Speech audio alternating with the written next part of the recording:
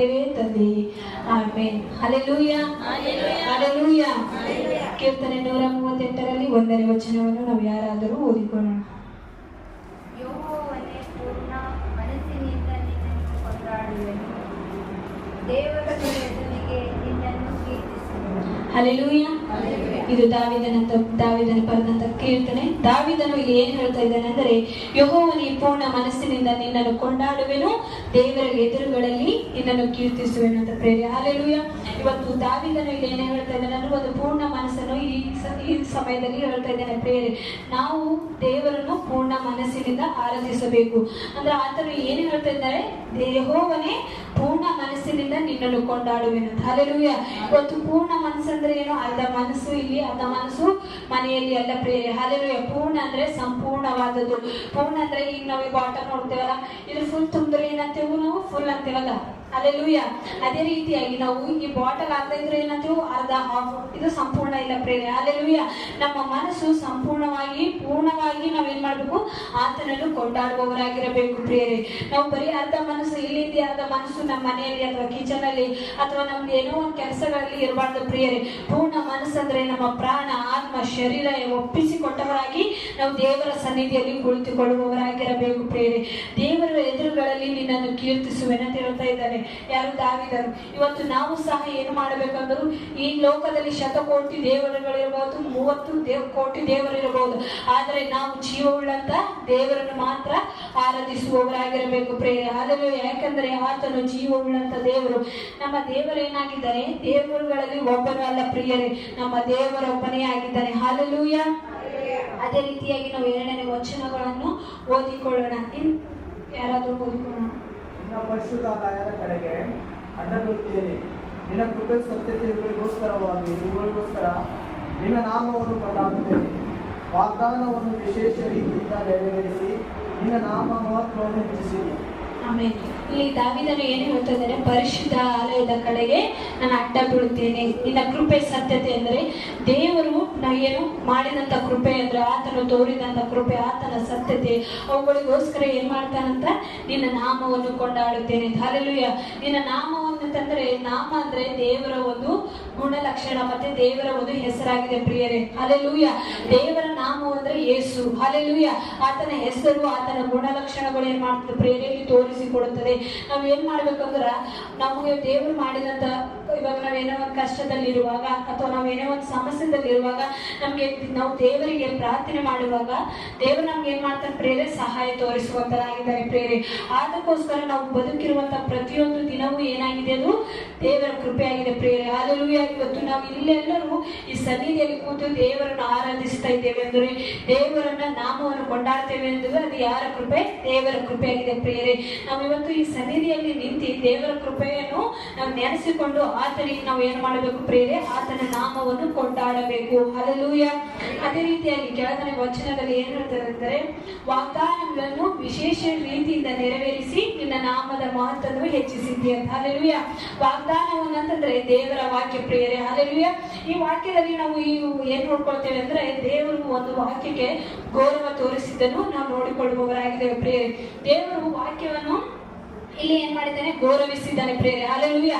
ಅಂತ ದೇವರು ಏನ್ ಮಾಡಿದ್ದಾರೆ? ಈ ವಾಕ್ಯಕ್ಕೆ ನಾವು ದೇವರು ಗೌರವ ಸಲ್ಲಿಸಿದ್ದಾನೆ. ನಾವು ಇನ್ನು ಇದಕ್ಕೆ ಏನ್ ಮಾಡ್ಬೇಕು? ಇನ್ನು ಅದ್ಭುತವಾದ ರೀತಿಯಲ್ಲಿ ವಾಕ್ಯಕ್ಕೆ ಗೌರವಿಸುವವರಾಗಿರಬೇಕು ಪ್ರಿಯರೇ. ಹಲ್ಲೆಲೂಯಾ.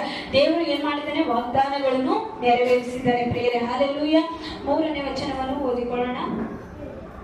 ನಾನು ಮೊರೆಯಿಟ್ಟಾಗ ಸದುತ್ತರವನ್ನು ದಯಪಾಲಿಸಿದಿ, ನನ್ನ ಆತ್ಮಕ್ಕೆ ಬಲ ಕೊಟ್ಟು ನನ್ನನ್ನು ಧೈರ್ಯಪಡಿಸಿದಿ. ಹಲ್ಲೆಲೂಯಾ. ನಾವು ಅದು ಏನಾಗ್ತದೆ ಅಂದ್ರೆ, ದಾವೀದನು ನಾನು ಮೊರೆ ಇಟ್ಟಾಗ ಸದುತ್ತರವನ್ನು ದಯಪಾಲಿಸಿದಿ, ನನ್ನ ಆತ್ಮಕ್ಕೆ ಬಲ ಕೊಟ್ಟಿದ್ದೆ ಅಂತ ಪ್ರೇರೆ. ಹಲ್ಲೆಲೂಯಾ. ಆತನ ಏನೋ ಒಂದು ನಮಗೇನು ತೋರಿಸ್ತಾ ಇದ್ದಾನೆ ಪ್ರಿಯರೇ. ಹಲ್ಲೆಲೂಯಾ. ನಾನು ಮೊರೆ ಇಟ್ಟಾಗ ದೇವರು ಏನ್ ಮಾಡಿದ್ದಾನೆ? ನನಗೆ ಬಲ ಕೊಟ್ಟಿದ್ದಾನೆ, ಧೈರ್ಯ ಕೊಟ್ಟಿದ್ದಾನೆ ಅಂತ ಏನ್ ಮಾಡ್ತಾ ಇದ್ದಾನೆ? ಆತನು ನಮಗೆ ಹೇಳ್ತಾ ಇದ್ದಾನೆ ಪ್ರಿಯರೇ. ಹಲ್ಲೆಲೂಯಾ. ನಾವು ಏನ್ ಮಾಡ್ಬೇಕು? ನಾವು ಸಹ ಪ್ರಾರ್ಥನೆ ಮಾಡುವವರಾಗಿರಬೇಕು. ನಾವು ಪ್ರಾರ್ಥನೆಗಳಿಗೆ ಸದುತ್ತರವನ್ನು ಹೊಂದಿಕೊಂಡಾಗ ನಾವು ಅನೇಕರಿಗೆ ಸಾಕ್ಷಿಯಾಗಿರಬೇಕು ಪ್ರಿಯರೇ. ಹಲ್ಲೆಲೂಯಾ. ಇವತ್ತು ನಾವ್ ಏನ್ ಮಾಡ್ಬೇಕಂದ್ರೆ, ಇವತ್ತು ಯಾರೇ ನಿಮಗೆ ಅಕ್ಕಪಕ್ಕದವರಾಗಲಿ ಯಾರೇ ಕಷ್ಟದಲ್ಲಿರುವಾಗ ನೀವು ಏನ್ ಮಾಡ್ಬೇಕಂದ್ರೆ, ದೇವರು ನಿಮಗೆ ಬಲಪಡಿಸಿದ್ದನ್ನು ನೀವು ಅವ್ರಿಗೆ ಏನ್ ಮಾಡ್ಬೇಕು? ಹೇಳುವವರಾಗಿರಬೇಕು ಪ್ರಿಯರೇ. ಹೇಳುವಾಗ ಏನಾಗ್ತದೆ ಅಂದ್ರೆ ಅವರು ಕೂಡ ಏನ್ ಮಾಡ್ತಾರೆ? ಬಲ ಹೊಂದಿಕೊಳ್ಳುತ್ತಾರೆ. ಹಲ್ಲೆಲೂಯಾ. ಅದೇ ರೀತಿಯಾಗಿ ನಾವು 4ನೇ ವಚನವನ್ನು ಓದಿಕೊಳ್ಳೋಣ. ಯೆಹೋವನೇ, ಭೂರಾಜರೆಲ್ಲರೂ ನೀನು ಉಸಿರಿದ ನುಡಿಗಳನ್ನು ಕೇಳಿ ನಿನ್ನನ್ನು ಸ್ತುತಿಸುವರು. ಹಲ್ಲೆಲೂಯಾ. ಭೂರಾಜರು ಅಂತಂದರೆ ಈ ಲೋಕದಲ್ಲಿರುವಂತಹ, ಈಗ ನಾವು ನೋಡ್ಕೊಳ್ತೇವೆ ಉದಾಹರಣೆಗೆ ಮೋದಿ. ಹಲ್ಲೆಲೂಯಾ. ಮೋದಿ ಏನು ಈ ಒಂದು ದೇಶದ ಮುಖ್ಯಮಂತ್ರಿ ಆಗಿದ್ದಾರೆ ಪ್ರಿಯರೇ. ಹಲ್ಲೆಲೂಯಾ. ಅವ್ರು ಏನಾಗಿದ್ದಾರೆ? ಮುಖ್ಯಮಂತ್ರಿ ಆಗಿದ್ದಾರೆ. ಅವರು ಬಂದ್ರೆ ನೀವೆಲ್ಲ ಏನ್ ಮಾಡ್ತೀರಿ? ಈ ಮೋದಿ ಹೊಂಟ್ರಂತ ಜರ ನೋಡಲಿ ಅಂತಂದು ಹೋಗ್ತಿರಲ್ಲ, ಜರ ಮೋದಿ ನೋಡ್ಬೇಕಂತ ಹೋಗ್ತಿರಲ್ಲ. ಅದೇ ರೀತಿಯಾಗಿ ಅಂತ ಮುಖ್ಯಮಂತ್ರಿಗಳು ಏನ್ ಮಾಡ್ತಾರಂತ ಅವ್ರಿಗೆಲ್ಲ ನೀವು ಎಷ್ಟು ಗೌರವಿಸ್ತೀರೋ, ಆದ್ರೆ ಅಂತ ರಾಜ್ಯರು ಏನ್ ಮಾಡ್ತಾರ, ಅಂತ ಅರಸುಗಳು ಏನ್ ಮಾಡ್ತಾರಂತ ದೇವರನ್ನು ಗೌರವಿಸುವಂತರಾಗಿದ್ದಾರೆ ಪ್ರಿಯರೇ. ಹಲ್ಲೆಲೂಯಾ. ಹಲ್ಲೆಲೂಯಾ. ಅವರು ಯೆಹೋವನ ಮಾರ್ಗಗಳನ್ನು ಹಾಡಿ ಹರಿಸುವರು, ಯೆಹೋವನ ಪ್ರಭಾವವು ದೊಡ್ಡದಾಗಿ ಇದೆ ಎಲ್ಲ. ಹಲ್ಲೆಲೂಯಾ. ಅವರೆಲ್ಲ ಏನ್ ಮಾಡ್ತಾರೆ ಅಂದ್ರೆ ದೇವರ ನಾಮವನ್ನು ಹಾಡಿ ಹೊಗಳುವವರಾಗಿದ್ದಾರೆ ಪ್ರಿಯರೇ. ಹಲ್ಲೆಲೂಯಾ. ಯಾರು ಎಂತದ್ದು ದೊಡ್ಡವರು ಏನ್ ಮಾಡ್ತಾರೆ? ಮೊನ್ನೆ ಶುಕ್ರವಾರ ಬಂದಾಗ ಪಾಸ್ಟರ್ ಅವರು ಒಂದು ಸಾಕ್ಷಿ ಹೇಳಿದ್ರು. ಯಾರೊಂದು ಪಟ್ಟಣದ ಸುತ್ತ ಇಲ್ಲೋ ಒಂದು ಹಳ್ಳಿಯಲ್ಲಿ ಹೋದಾಗ ಅವ್ರಿಗೆ ಏನ್ ಮಾಡಿದ್ರಂತ, ಕರಪತ್ರ ಹಂಚಲಿಕ್ಕೆ ಹೋದಾಗ ಅವರಿಗೆ ಬೆನ್ನು ಹತ್ತಿದ್ರು. ಆಮೇಲೆ ಅವರು ಏನು ದೊಡ್ಡ ವ್ಯಕ್ತಿಗಳೆಲ್ಲ ಬಂದು ಆ ಕರಪತ್ರವನ್ನು ಓದಿ ತಿಳಿಸಿದಾಗ ಏನಂದ್ರಂತ, ಇದು ಒಳ್ಳೆ ವಾರ್ತೆ, ಇದು ಏನ್ ಮಾಡಿ ಅಂತ ಎಲ್ಲರಿಗೂ ಕೊಡ್ರಿ ಅಂತ ಹೇಳಿದ್ರು ಪ್ರಿಯರೇ. ಹಲ್ಲೆಲೂಯಾ. ಅದೇ ರೀತಿಯಾಗಿ ನಾವು ದೇವರ ನಾಮವನ್ನು, ಆತನ ಮಾತುಗಳನ್ನು ಕೇಳುವಾಗ ಅವರ ಹೃದಯಗಳು ಕರಗ್ತದೆ ಪ್ರಿಯರೇ. ಅವರು ಏನ್ ಮಾಡ್ತಾರೆ ಅಂದ್ರೆ ದೇವರ ನಾಮವನ್ನು, ಆತನ ಪ್ರಭಾವವು ದೊಡ್ಡದಾಗಿದೆ ಅಂತ ಏನ್ ಮಾಡ್ತಾರ, ಹೊಗಳುವವರಾಗಿದ್ದಾರೆ. ಹಲ್ಲೆಲೂಯಾ. 6ನೇ ವಚನದಲ್ಲಿ ಹೀಗೆ ಹೇಳ್ತದೆ, ಯೆಹೋವನು ಮಹೋನ್ನತರು ಆದರೂ ದೀನರನ್ನು ಲಕ್ಷಿಸುತ್ತಾನೆ, ಗರ್ವಿಷ್ಠರನ್ನು ದೂರದಿಂದಲೇ ಗುರುತು ಹಿಡಿಯುತ್ತಾನೆ. ಹಲ್ಲೆಲೂಯಾ. ನಮ್ಮ ದೇವರು ಏನಾಗಿದ್ದಾನೆ ಪ್ರಿಯರೇ? ಮಹೋನ್ನತರು, ರಾಜಾದಿರಾಜನಾಗಿದ್ದಾನೆ. ಆತನು ಅಷ್ಟು ದೊಡ್ಡ ದೇವರಾಗಿದ್ದರೂ ಆತನು ಏನ್ ಮಾಡಿದ್ದಾನಂತೆ? ದೀನರನ್ನು ಗಮನಿಸುತ್ತಾನಂತೆ. ಹಲ್ಲೆಲೂಯಾ. ಇವತ್ತು ನಾವೇ ಸ್ವಲ್ಪ ಏನಾದರೂ ಹಣ ಉಳ್ಳವರಾಗಿದ್ದರು ಅಥವಾ ಜನ ಎಲ್ಲ ಸಾವುಕಾರ ಇದ್ರು ನಾವೇನ್ ಮಾಡ್ತೇವೆ? ನಮ್ಗಿಂತ ಕೆಳಗಿರುವವರನ್ನು ನಾವೇನ್ ಮಾಡ್ತೇವ್ರಿ? ಗಮನಿಸುವುದಿಲ್ಲ. ಇವಾಗ ಏನ್ ಮಾಡ್ತೇವೆ? ನಾವು ಅವರನ್ನು ಜಾಸ್ತಿ ನಾವೇನ್ ಮಾಡೋದಿಲ್ಲ, ಗಮನಿಸುವುದಿಲ್ಲ. ಆದ್ರೆ ದೇವರು ಏನ್ ಮಾಡ್ತಾನಂದ್ರೆ, ನಮ್ಮನ್ನು ಸೃಷ್ಟಿಸಿರುವಂತ ದೇವರು ಯಾರು? ದೇವರಾಗಿದ್ದಾನೆ ಪ್ರಿಯ. ಆದರೂ ಆತನು ಎಲ್ಲರನ್ನು ಏಕ ರೀತಿಯಾಗಿ ನೋಡ್ತಾನೆ, ಮತ್ತೆ ದೀನರನ್ನು ಗಮನಿಸುವಂತನಾಗಿದ್ದಾನೆ ಪ್ರಿಯರೇ. ಆತನು ಏನ್ ಮಾಡ್ತಾನೆ? ಶ್ರೀಮಂತರು ಗರ್ವಿ ಅಂತನು ಏನ್ ಮಾಡ್ತಾನೆ? ಶ್ರೀಮಂತರು ಮತ್ತು ದೀನರು ಅಂತ ಅಂತನು ಪಕ್ಷಪಾತ ಮಾಡುವಂತ ದೇವರಲ್ಲ. ದೇವರು ಎಲ್ಲರನ್ನು ಏಕ ರೀತಿಯಾಗಿ ನೋಡ್ತಾನೆ ಪ್ರಿಯರೇ. ದೀನರನ್ನು ಏನ್ ಮಾಡ್ತಾನಂತ ಆತನು ಗಮನಿಸುತ್ತಾನೆ, ಗರ್ವಿಷ್ಠರನ್ನು ದೂರದಿಂದಲೇ ಗುರುತು ಹಿಡಿತಾನೆ. ಹಲ್ಲೆಲೂಯಾ. ಗರ್ವಿಷ್ಠರಿಗೆ ಏನ್ ಮಾಡ್ತಾನ? ಆತನು ದೂರದಲ್ಲಿರುವಾಗಲೇ ಕಂಡು ಹಿಡಿಯುವಂತನಾಗಿದ್ದಾನೆ ಪ್ರಿಯರೇ. 7ನೇ ವಚನದಲ್ಲಿ ನಾವು ಓದಿಕೊಳ್ಳೋಣ. ನಾನು ಇಕ್ಕಟ್ಟಿನ ದಾರಿಯಲ್ಲಿ ನಡೆಯುವಾಗ ನನ್ನನ್ನು ಚೈತನ್ಯಗೊಳಿಸುವಿ, ನನ್ನ ಶತ್ರುಗಳ ಕೋಪಕ್ಕೆ ವಿರೋಧವಾಗಿ ನಿನ್ನ ಕೈ ಚಾಚುವಿ, ನಿನ್ನ ಬಲಗೈ ನನ್ನನ್ನು ರಕ್ಷಿಸುವುದಂತ. ಹಲ್ಲೆಲೂಯಾ. ಆತನು ಒಂದು ನಂಬಿಕೆ ಮಾತನ್ನು ಏನು ಹೇಳ್ತಾ ಇದ್ದಾನೆ ಅಂದ್ರೆ, ದಾವಿದನು ನಾನು ಎಂತ ಇಕ್ಕಟ್ಟಿನ ಪರಿಸ್ಥಿತಿಯಲ್ಲಿದ್ದರೂ ದೇವರಿಗೆ ಮಾಡ್ತಾನೆ, ನನ್ನನ್ನು ಚೈತನ್ಯಗೊಳಿಸ್ತಾನ, ನಾನು ನನ್ನ ಶತ್ರುಗಳ ಕೋಪಕ್ಕೆ ವಿರೋಧವಾಗಿ ಕೈ ಚಾಚುವೆ. ಹಲ್ಲೆಲೂಯಾ. ಆತನು ಎಷ್ಟು ನಂಬಿಕೆಯಿಂದ ಹೇಳ್ತಿದ್ದಾನೆ ಪ್ರಿಯರೇ. ನಾವು ಪ್ರಾರ್ಥನೆ ಮಾಡುವವರಾಗಿ ಆತನ ಸನ್ನಿಧಿಯಲ್ಲಿ ಇರುವಾಗ ಮಾತ್ರ ಈ ಮಾತು ಹೇಳಕ್ಕೂ ಸಾಧ್ಯ ಪ್ರಿಯರೇ. ನಾವು ಆತನ ಸನ್ನಿಧಿಯಲ್ಲದೆ ಈ ಮಾತು ಹೇಳಕ್ ಸಾಧ್ಯ ಇಲ್ಲ. ಯಾಕಂತಂದ್ರು ನಾವು ದೇವರ ಸನ್ನಿಧಿಯಲ್ಲಿರುವಾಗ ದೇವರಿಗೂ ನಮ್ಗೆ ಏನಿರ್ತದೆ? ಒಂದು ಕನೆಕ್ಷನ್ ಇರ್ತದೆ ಪ್ರಿಯರೇ. ಹಲ್ಲೆಲೂಯಾ. ಆ ಕನೆಕ್ಷನ್ ಇದ್ದಾಗ ನಾವು ಯಾರಿಗೆ ಏನ್ ಮಾಡ್ತೀವಿ ಅಂದ್ರೆ, ಈಗ ನಮ್ಮ ಫ್ರೆಂಡ್ಗಳಿದ್ರ ನಿಮ್ಗೆ 100 ರೂಪಾಯಿ ಬೇಕಾಗಿರ್ತದೆ. 100 ರೂಪಾಯಿ ಬೇಕಾಗಿದ್ರೆ ಈಗ ನಾನು ನಿಮ್ಮ ಫ್ರೆಂಡಿಗೆ ಕೇಳ್ಬೇಕಂತ ನೀವು ಅನ್ಕೊಂಡಿರ್ತೀವಿ. ಬಟ್ ನಿಮ್ಮ ಮನಸ್ಸಿನಾಗ ಏನಿರ್ತದ? ಏನು ನನ್ನ ಫ್ರೆಂಡಿಗೆ ಕೇಳೋದು ಕಂಪಲ್ಸರಿ ನಾನು ಕೊಡ್ತಾನೆ ಅಂತ ನಿಮ್ಗೆ ಏನಿರ್ತದೆ? ಒಂದು ಭರವಸೆ ಇರ್ತದೆ. ಯಾಕಂದ್ರೆ ಯಾವಾಗಲೂ ನಿಮ್ಮ ಮಧ್ಯದಲ್ಲಿರುವಂತ ಒಂದು ಕನೆಕ್ಷನ್. ಹಲ್ಲೆಲೂಯಾ. ಅದೇ ರೀತಿಯಾಗಿ ನಾವು ಯಾವಾಗಲೂ ದಿನಾಲೂ ದೇವರೊಟ್ಟಿಗೆ ಮಾತನಾಡುವಾಗ, ದೇವರೊಟ್ಟಿಗೆ ಒಂದು ಸಂಪರ್ಕ ಇಟ್ಟುಕೊಳ್ಳುವಾಗ ದೇವರ ಬಗ್ಗೆ ನಮ್ಗೆ ಏನಿರ್ತದೆ? ನಮಗ್ ಗೊತ್ತಿರ್ತದೆ. ನಮ್ಮ ಬಗ್ಗೆ ಯಾರಿಗೆ ಗೊತ್ತಿರ್ತದೆ? ದೇವರಿಗೆ ಗೊತ್ತಿರ್ತದೆ. ಹಲ್ಲೆಲೂಯಾ. ಆತನ ನಂಬಿಕೆಯಲ್ಲಿ ಏನ್ ಹೇಳ್ತಿದ್ದಾನೆ?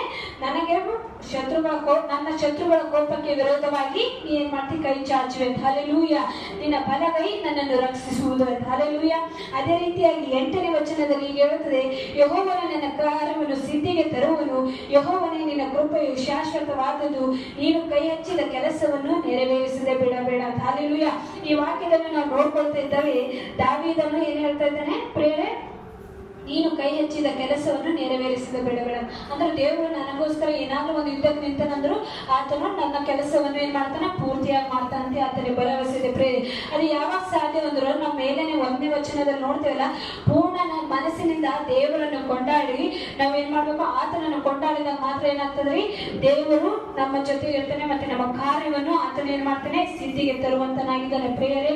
ನಾವು ಯಾವಾಗಲೂ ದೇವರನ್ನು ಆರಾಧಿಸುವಾಗಲಿ, ಪ್ರಾರ್ಥನೆ ಮಾಡುವಾಗಲಿ ಮಾಡುವಾಗಲಿ ಅರ್ಧ ಮನಸ್ಸಿನಿಂದ ಮಾಡದೆ ನಾವು ಏನ್ ಮಾಡಬೇಕು? ಪೂರ್ಣ ಮನಸ್ಸಿನಿಂದ ಮಾಡುವವರಾಗಿರಬೇಕು ಪ್ರಿಯರೇ. Hallelujah, hallelujah. ಇಷ್ಟು ಈ ಕೀರ್ತನೆಯನ್ನು ವಿವರಿಸಿ ಮುಗಿಸುವವಳಾಗಿ